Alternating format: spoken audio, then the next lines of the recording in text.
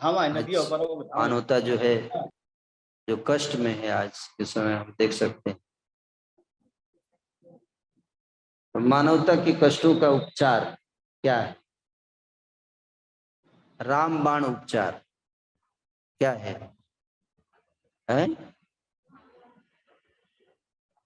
श्रीमद् भागवतम। तो आजकल के लोग अपने जीवन के कष्टों को इलाज करने के लिए कहाँ जाते हैं?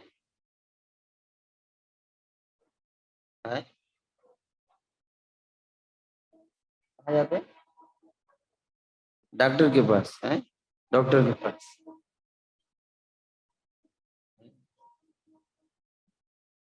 कहाँ जाते हैं? श्रीमद् भागवत नहीं पढ़ते है? है?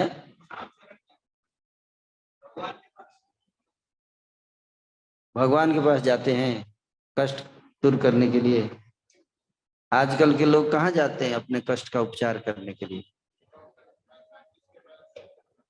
पहले तो डॉक्टर के पास जाते हैं, है कि नहीं? जब वहां से काम नहीं बनता है तब भगवान के पास जाते हैं, है ना? फिर वहां से काम नहीं बनता है तब है? फिर कहाँ जाते हैं?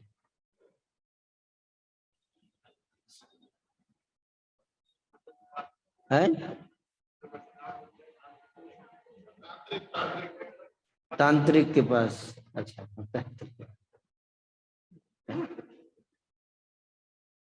कई बार भगवान के पास जाते हैं, है ना?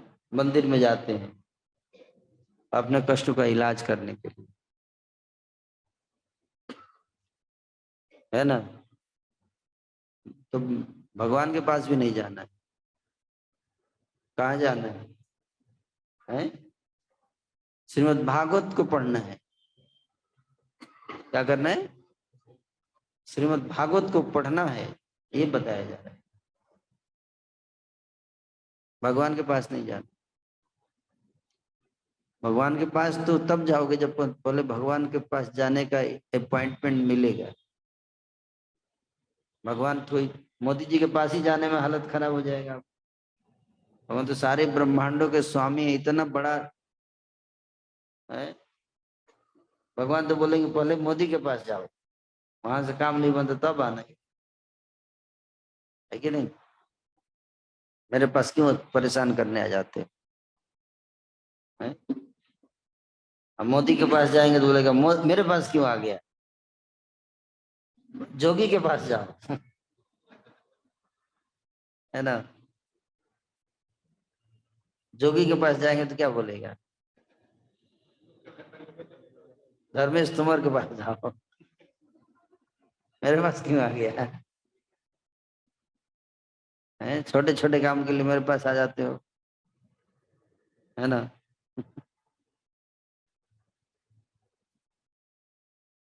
इसलिए लोग वास्तव में जानते नहीं है कि भगवान के पास पहुंच जाते हैं सीधे डायरेक्ट भगवान के पास।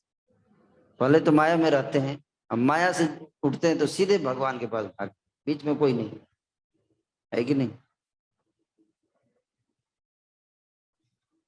बीच में कोई नहीं।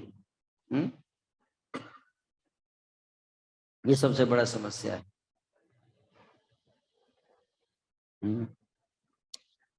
तो यहाँ पे बताया गया है क्या कि माया के चंगुल में कष्ट पाने वाली मानवता।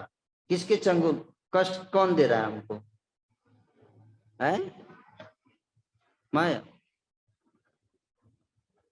माया के चंगुल में हम कष्ट पा रहे हैं, है ना?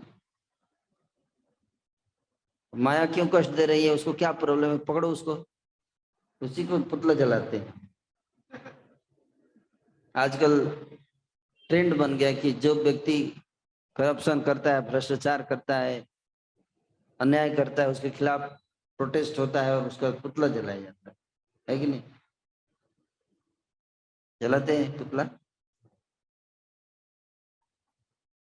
तो सबसे बड़ी हमारी दुश्मन कौन है? है, माया है ना, है कि नहीं? तो माया का पुतला जलाना चाहिए हमको, क्योंकि संसार में जितने कष्ट हैं उसका कारण कौन है? माया, है ना।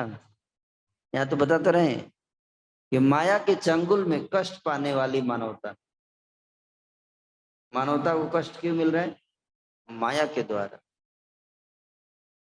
माया हमको क्या कर रही है? कष्ट दे रही है।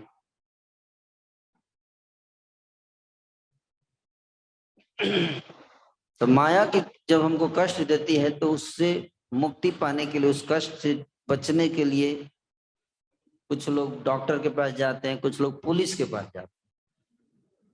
किसके पास? पुलिस के पास जाते हैं, है ना। दरोगा साहब, इंस्पेक्टर साहब, हैं, एसपी साहब हमारा सहायता करते हैं। कल मैं एक न्यूज पढ़ रहा था, एक बालिका के साथ बलात्कार हो गया यूपी में। यूपी अभी नंबर 1 पे चल रहा है रेप में, राजस्थान और यूपी। उत्तम प्रदेश, जहाँ पे राम कृष्ण ने अवतार लिया जिस भूमि पर, वो भूमि आज नंबर 1 जा रहा है रेप में।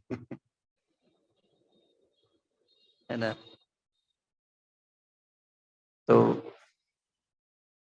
बालिका का बलात्कार हो गया, तो उसकी माँ जो है वो पुलिस स्टेशन गई शिकायत लेने के लिए कि उसको न्याय मिले, जिसने उसके साथ अत्याचार किया है उसको पुलिस पकड़ेगी, उसको पीटेगी, दंड देगी, उनकी रक्षा करेगी। तो पुलिस वाले ने माँ का ही रेप कर दिया।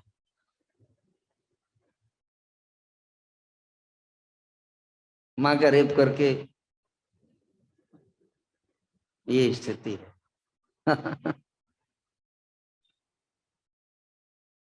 है ना। तो पुलिस की शरण में जाते हैं, इसलिए इसलिए छुटकारा देने के लिए कष्टों से, माया के चंगुल से कौन छुटकारा दिलाएगा? पुलिस है, जो खुद ही बंधा हुआ है, जिसके दोनों हाथ खुद ही बंधे हुए हैं। आप उसके पास जाइए कि मेरे हाथ खोल दो, है। मान लीजिए नारद प्रभु का हाथ बांध दो, और फिर उनके पास मैं जाऊं कि मेरे हाथ, है ना, ये मेरे हाथ खोलो, कोई आदमी आया है मेरा हाथ खोलो, तो क्या करेंगे? ये खोल देंगे?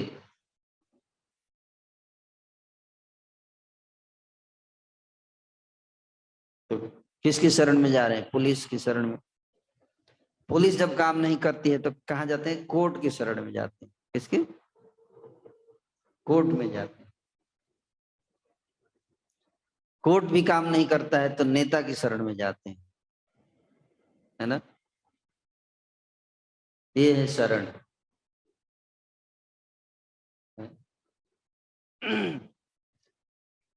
तो लेकिन कोई व्यक्ति शास्त्रों की शरण में नहीं जाता कि आखिर शास्त्रों में जानने का प्रयास करें कि वास्तविक उपचार क्या है। वास्तविक उपचार है क्या? श्रीमद् भागवतम। तो भद्र पूर्णिमा कब से है? 10 सितंबर से आ रहा है। 10 सितंबर से भद्र पूर्णिमा आ रहा है, और फिर 1 महीने तक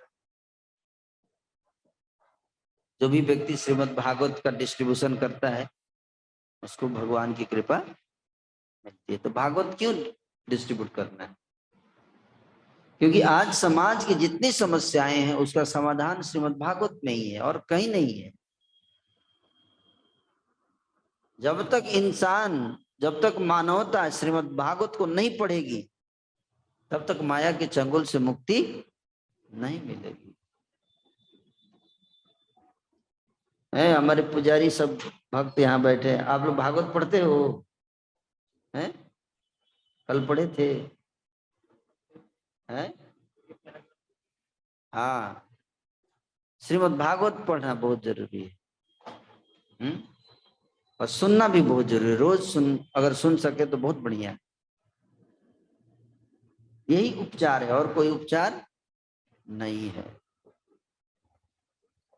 और कोई उपचार नहीं है, यही उपचार है। इसलिए श्री व्यास देव ने सर्वप्रथम बद्ध जीवों के वास्तविक रोग का पता लगाया। कि बद्ध जीवों का सबसे पहला रोग क्या है, एक्चुअल डिजीज क्या है। कोरोना तो ऊपर ऊपर का रोग है। सबसे वास्तविक रोग क्या है? ये सब काल्पनिक रोग है। वास्तविक रोग, जड़ समस्या की जड़ क्या है, उसको ढूंढा किसने? व्यास जी ने। तो क्या पता चला?